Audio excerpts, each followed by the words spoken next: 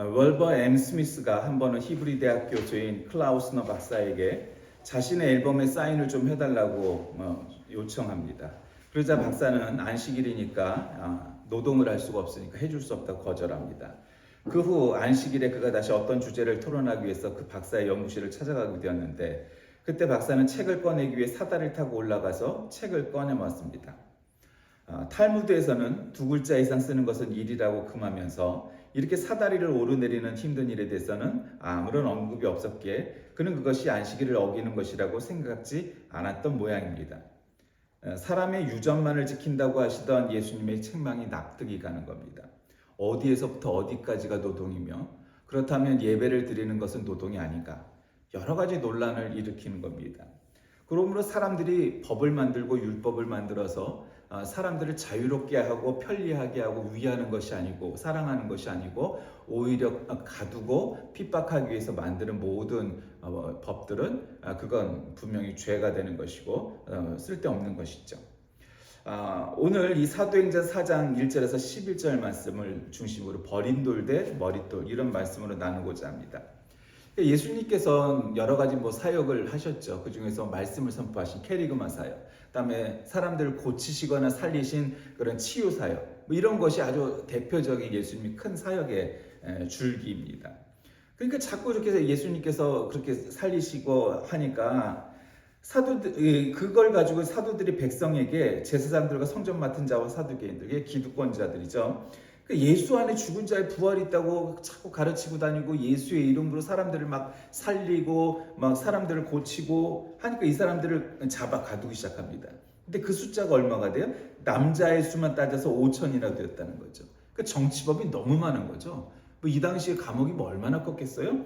그러니까 이 기득권자들이, 관리들과 장로들과 서기관들이 예루살렘에 모여서 이렇게 사도들을 가운데에 세워놓고 이제 재판을 하는 거죠. 야, 니네들이 무슨 권세와 누구의 이름으로 이 일을 행하느냐? 그게 베드로가 성령이 충만하여 그 사람들에게 병자에게 행한 착한 일에 대하여 이 사람이 어떻게 구원을 받았느냐고 우리에게 질문한다면, 너희 이스라엘 백성들은 알아야 된다. 너희들이 십자가에 못 박고 하나님이 죽은 자 가운데 살리신 나사렛 예수 그리스도의 이름으로 이 사람이 이렇게 건강하게 되어 너희 앞에 섰다. 이렇게 얘기하는 거죠. 근데 이제 이 말미에 11절에 이 예수는 너희 건축자들의 버린 돌로서 집 모퉁이의 머릿돌이 되었다. 이렇게 얘기하는 대목인 거죠. 이스라엘 사람들에 의해서는 예수님이 건축자들의 버린 돌처럼 된 거예요.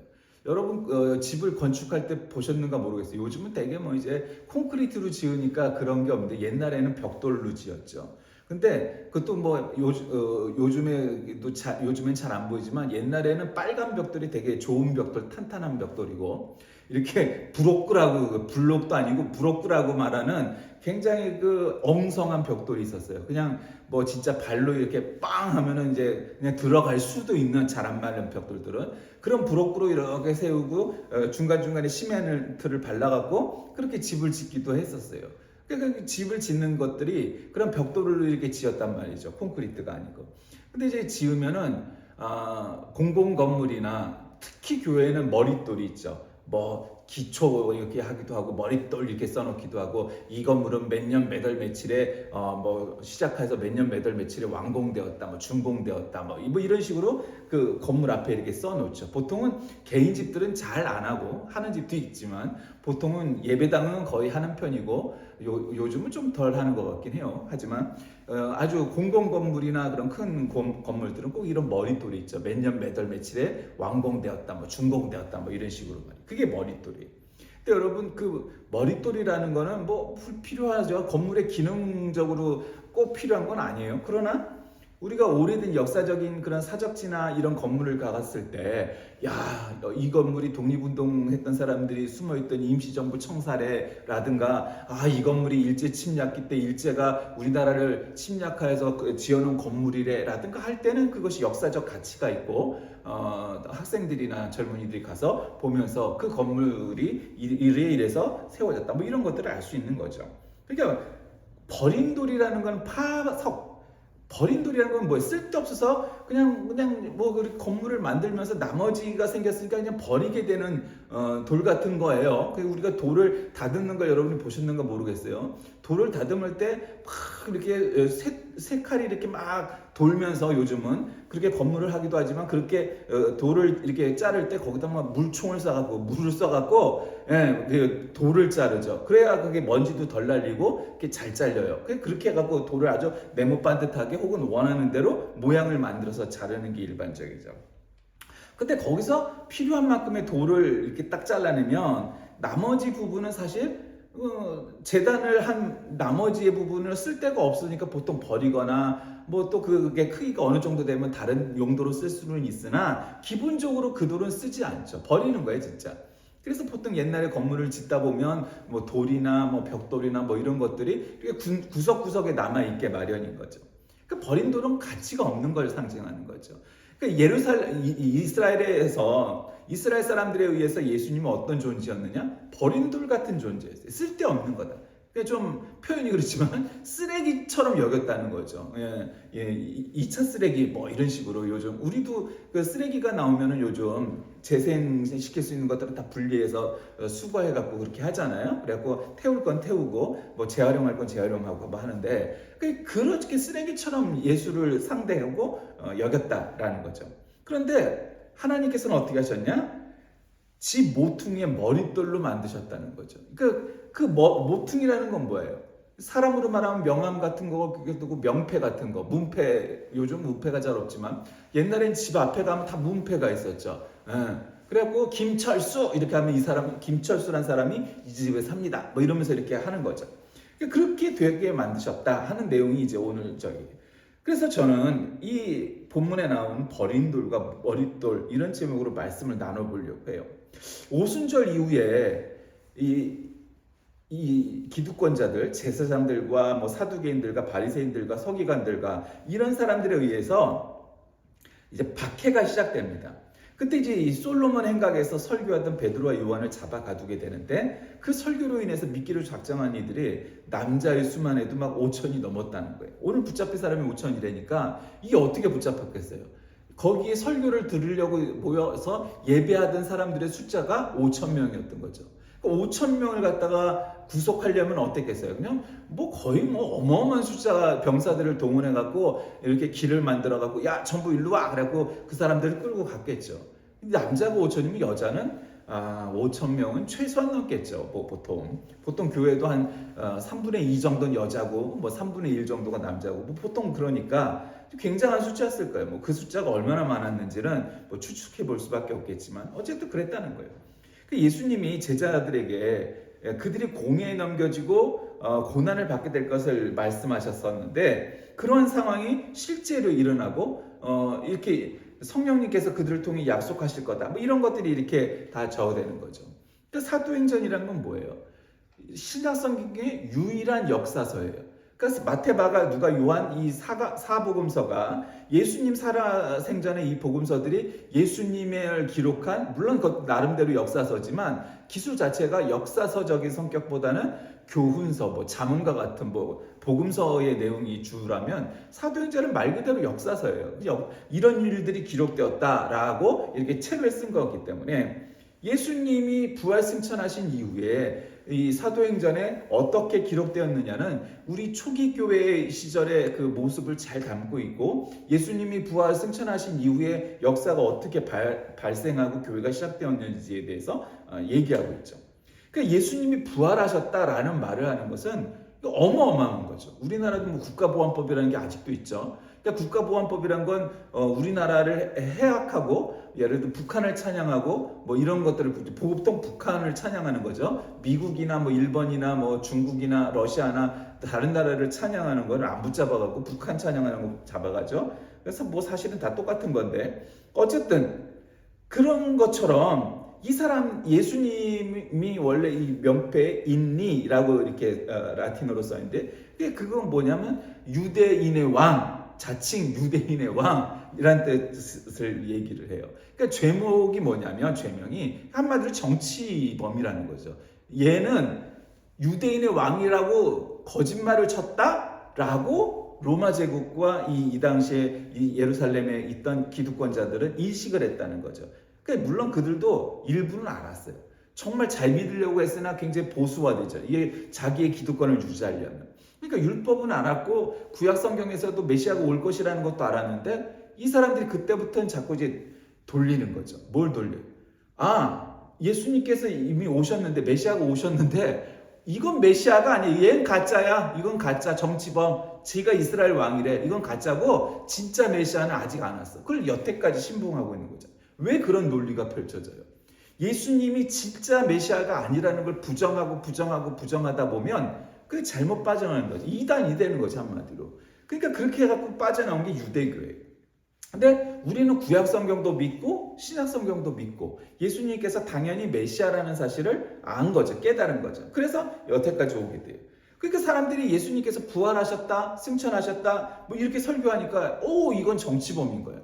야, 너희들이 이거 종교를 이거 획책하고 있구나, 거짓말하고 있구나. 그리고 예수 그리스도 이름으로 사람들이 막 그냥 기도하고 안수하고 이러니까 사람들이 그냥 벌떡벌떡 일어서기 시작한 거죠. 그리고 그들이 설교 말씀을 전하니까 막 수많은 사람들이 믿고 회개하고 예수께 돌아오고 뭐 이런 거예요. 그런데 베드로의 설교의 핵심은 예수님의 부활이었습니다. 그러므로 대다수 이 사두개파 소속이었던 성전관원들이 좋아할 이유가 없었어요. 그러니까 사두개파라는 거는 뭐냐면 바리새인은 종교 권력자라면, 기득권자라면 사두개인은 정치 권력자들이에요. 근데 이 사두개파 소속이었던 이 성전관원들은 부활을 부정했어요. 완벽하게.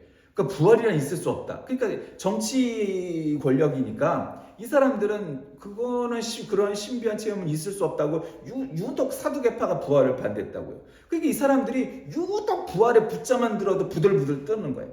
그래서 이 부활에 대한 이야기를 일체 인정하지 않았기 때문에 성전 맡은 자는 성전 경배의 책임자로서 그 성전 내의 질서를 유지해야 했습니다.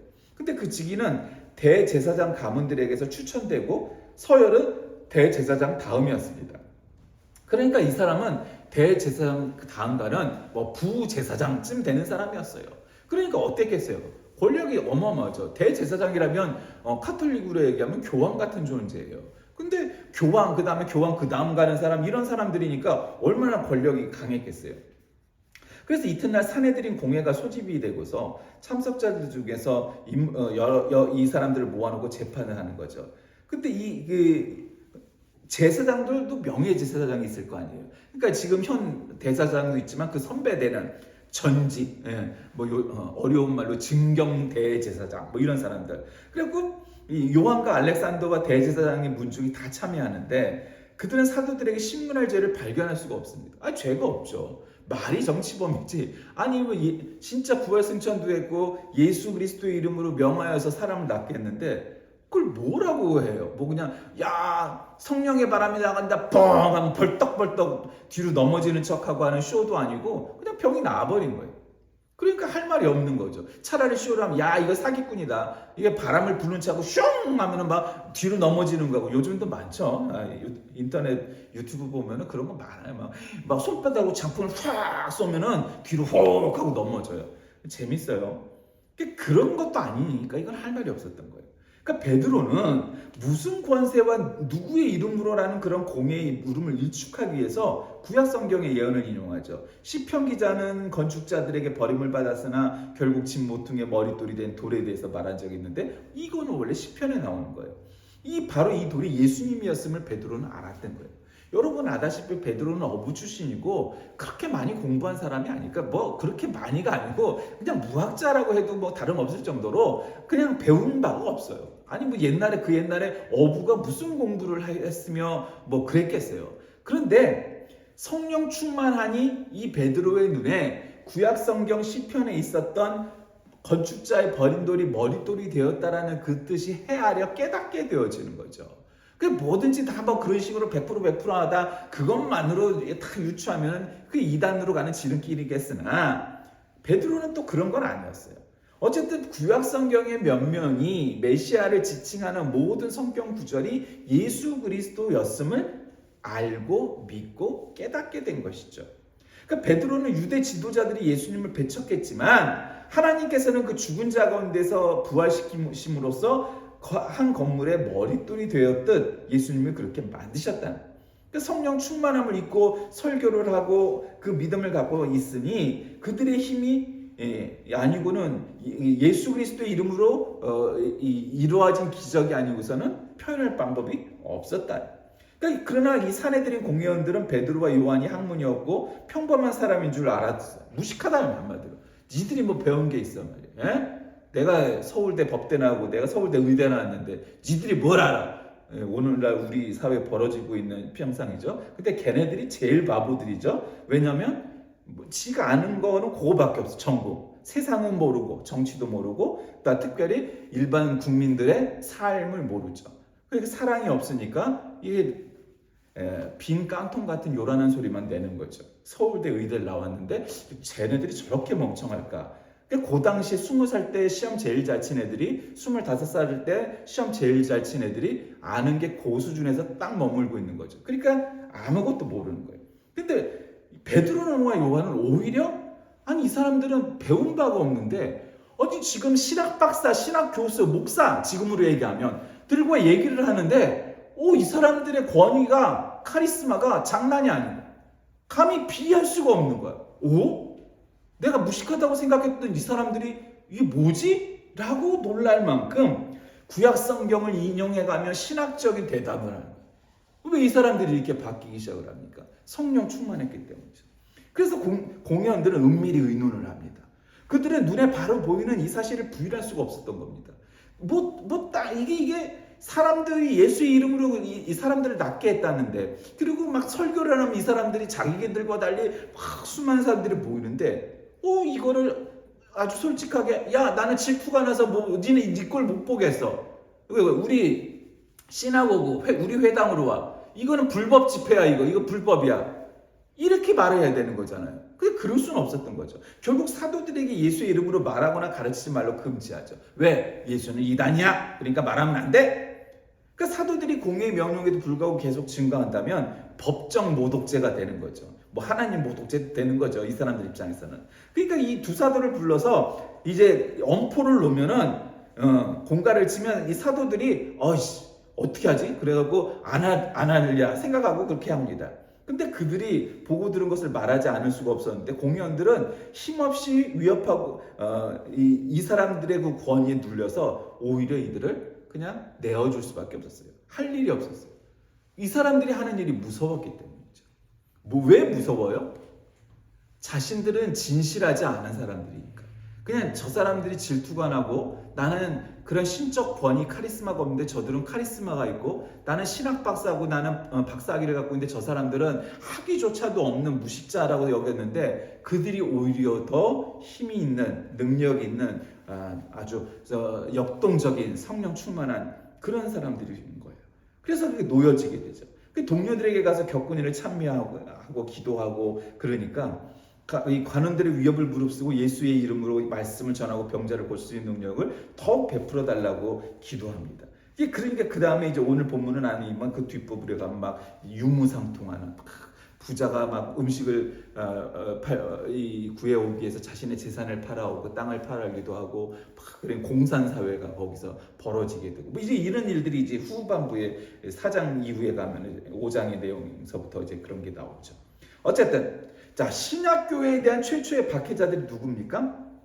제사장들과 성전 맡은 자와 사두개인들이라고 오늘 본문 1절에 딱 얘기. 여러분 이거 주의해야 됩니다. 그런 얘기는 뭐예요?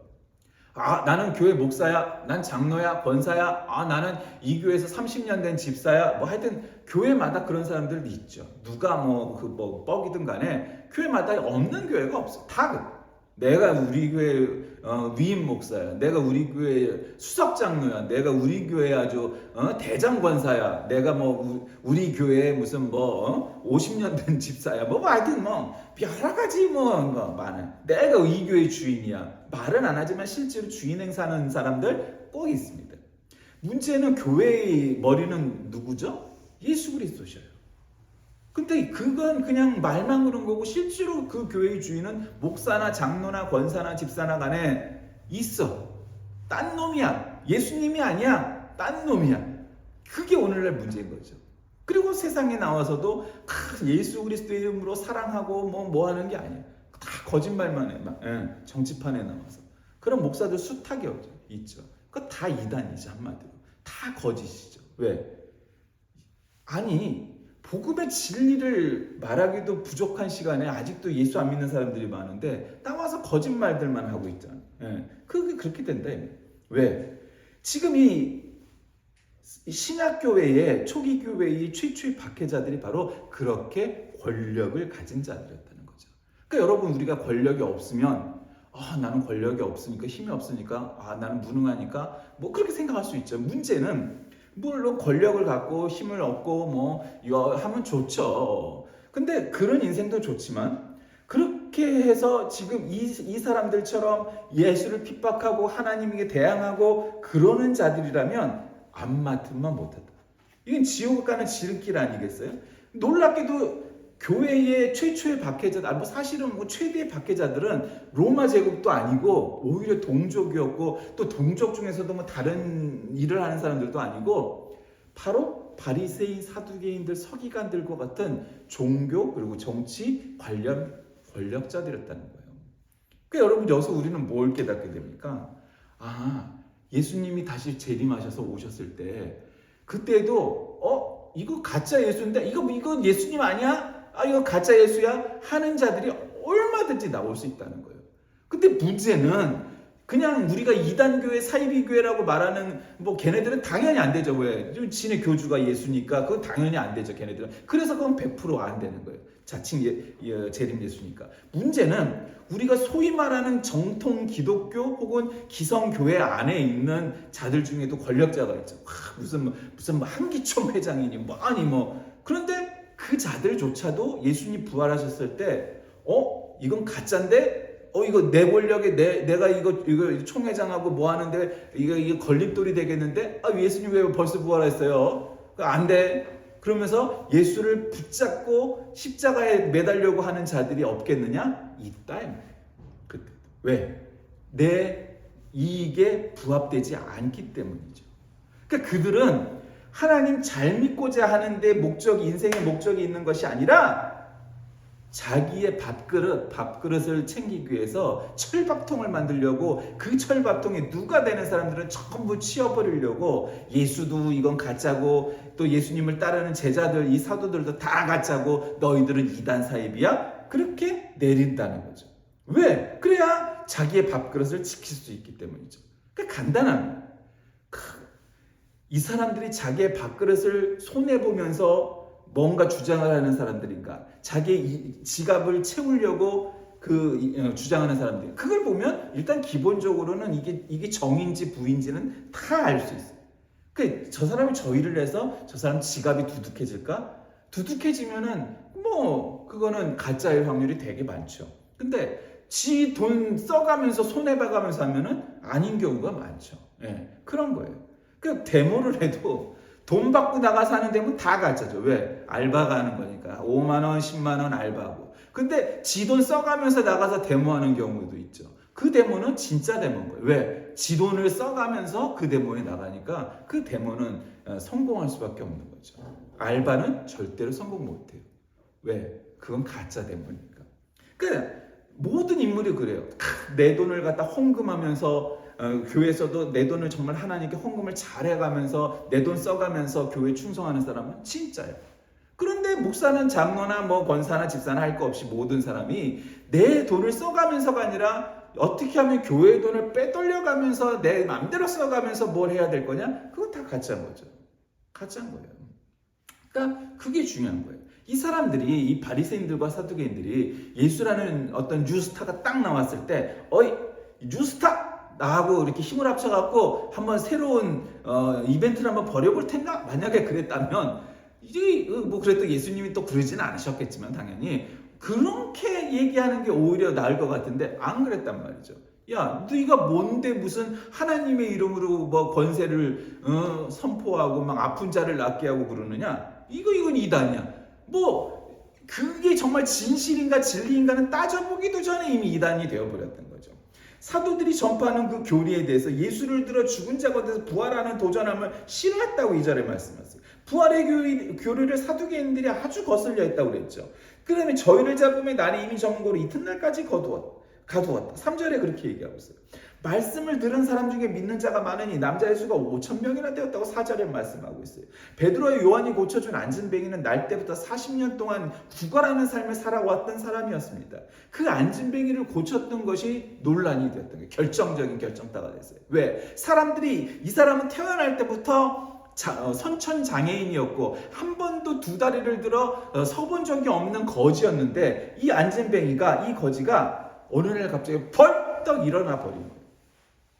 그러니까 그 소식을, 그 사건을 눈으로 보고 듣고 했던 사람들이 남자만 5,000명이 되었다는 거죠. 그러니까 이 바리새인들과 사두개인들과 서기관들이 거기에 충격을 받은 거예요. 야, 이러다가는 얘네들을 가만 놔뒀다가는 이거 우리가 도전받아서 우리의 영적 권위가 없어질 것 같아? 라고 말했던 거죠. 베드로와 요한은 이 교권주의자들이 위협하는 말을 들은 후에서 하나님 앞에서 너희 말 듣는 것이 하나님 말씀 듣는 것보다 옳은가 판단하라. 19절에 말씀하게 됩니다. 이와 같이 사도들이 용기 있는 자세가 하나님 제일주의 신앙에서 비롯된 것이죠. 야, 너희들이 우리를 죽일 수는 있고 우리를 위협할 수는 있으나 우리는 하나님 앞에서, 예수님 앞에서 감히 하나님과 예수님을 부인할 수는 없다. 내가 죽으면 죽으리라 하는 마음으로 나가야지. 내가 너희들 앞에서 거짓되고 요 상황을 면피하려고 그랬다가는 하나님 앞에서 더 큰 죄를 짓는다는 거죠. 여러분, 이 세상에서 하나님께서 이 세상에 만드신 그 조직체, 유기체, 조직이 딱 두 개예요. 가정, 그 다음에 교회. 그리고 그 다음번에 사실 또 그 다음번에 중요한 조직이라면 국가, 나라겠죠. 그런데 그래서 가정을 지키고 교회를 지키고 나라를 지키는 거 굉장히 중요해요. 근데 어느 순간에나 가정을 사랑하고 교회를 사랑하고 국가를 사랑해서 헌신하는 사람들이 있어요. 가정을 위해서도 정말 일생을 헌신한 사람이 있지만 특히 교회를 위해서 죽은 사람들을 뭐라고 그래요? 순교자라고 그래요. 그럼 나라를 위해서 죽은 사람들을 뭐라고 그래요? 국가, 독립운동가도 있고 의사라고 하기도 하고 열사라고 하기도 하고 여러 가지 용어로 하지만 하여튼 애국자라고 보통 통틀어서 할 수가 있죠. 그런 순교자나 애국자를 건드리는 건 그건 생각을 해요. 애국한 사람을. 그래서 애국을 하는 건 여러 가지 애국이 있죠. 자기가 정말 큰 부자인데 돈을 내는 사람도 있고. 그런데 그것도 중요하지만 그 사람도 훌륭한 애국자지만 자신의 목숨을 바쳐가면서 나라를 지키고 자신의 목숨을 바쳐가면서 신앙을 지켰던 사람들을 비판하거나 비난하는 자들은 그건 다 가짜죠. 지는 생명 아니라 지갑만 두들기면서 어떻게 목숨을 바쳐 지킨 사람들을 비난하고 비판을 하냐 이 말이에요. 그건 다 가짜니까 그런 거죠. 너도 죽어라 이 말이에요. 그러면 너의 말을 인정해 줄 수 있겠다. 그렇지 않다 이 말이에요. 그러니까 애국자는 당연히 존중받아야 되는 거죠. 그리고 순교자는 당연히 추앙받아야 되는 거죠. 왜? 그들은 자신의 정말 무엇보다 중요한 생명을 던져서 자신이 중요하다고 여기는 국가나 혹은 교회를 지켰기 때문이에요. 그런 분들에게는 존경과 박수와 응원을 해야 되는 거죠. 그런데 초기 교회 시절에 이 종교 권력자들은 그렇지 않았다는 거예요. 본장에서 결국 말씀하고자 하는 건 뭡니까? 이 종교 권력자들, 바리새인들, 사두개인들, 서기관들은 예수를 어떻게 여겼냐? 건축자의 버린 돌처럼 여겼어요. 그런데 예수님의 제자였던 이 사도들은 어떻게 했어요? 머릿돌처럼 여겼던 거예요. 그럼 중요한 게 뭐겠어요? 우리의 믿음이 우리 예수 그리스도께서 우리에게 머릿돌이냐 버린 돌이냐 여기는 걸로 우리가 구분되는 거예요. 우리가 지금 교회 안에 있으니까 우리는 당연히 머릿돌로 여기죠. 그렇게 얘기하는 사람들은 거 100이면 100이겠죠. 문제는 실제로 그렇게 예수님을 머릿돌로 여기고 믿음 생활을 하는지 아니면 건축자의 버린 돌처럼 그냥 쓰레기 취급을 하고 사는지 그건 알 수 없어요. 그 예수님을 명패 삼아서 다른 짓 하고 정치하고 뭐하고 하는 목사들도 너무도 많은 시대가 되어버렸기 때문이죠. 그들이 정말 아픈 자들을 위해서 애쓰는 것이 아니고 낮은 자들을 돕기 위해서가 아니라 오히려 친일파, 권력자, 그 다음에 기득권자들을 대변하려고 나가서 그 짓을 하고 있기 때문이죠. 그건 다 가짜 이단 사입인 거예요. 왜? 자기들 지갑을 두둑해 하기 위해서 나갔기 때문이죠. 힘없는 자를 핍박하기 위해서인 거죠. 오늘 이 사두개인들, 바리새인들과 같은 종교 권력자들과 똑같은 놈들인 거예요. 그런데 우리는 어떻게 해야 돼요? 힘이 없는 베드로와 요한과 같은 그런 사도의 입장에서 그럼에도 불구하고 우리는 예수 그리스도의 권능으로 기도하고 말씀 전하고 치유하고 하는 사람이 되어야 되는 거죠. 왜? 예수님은 우리의 머릿돌이지 그들처럼 건축자의 버린 돌로 여기지 않기 때문이죠. 그들은 그들의 명패를 이름을 앞장세우지만 우리는 오직 예수 그리스도 이름으로 나가야 되는 거죠. 누가 안다고? 누가 알거나 말거나 그게 뭔 상관이 있어요. 우리는 그게 믿음이라고 말하는 겁니다. 여러분은 어떻습니까? 예수님이 여러분에게 정말로 진실로 버린 돌입니까? 아니면 머릿돌입니까? 되새겨본 하루 되시길 바랍니다. 하나님 아버지, 부활절 셋째 주일입니다.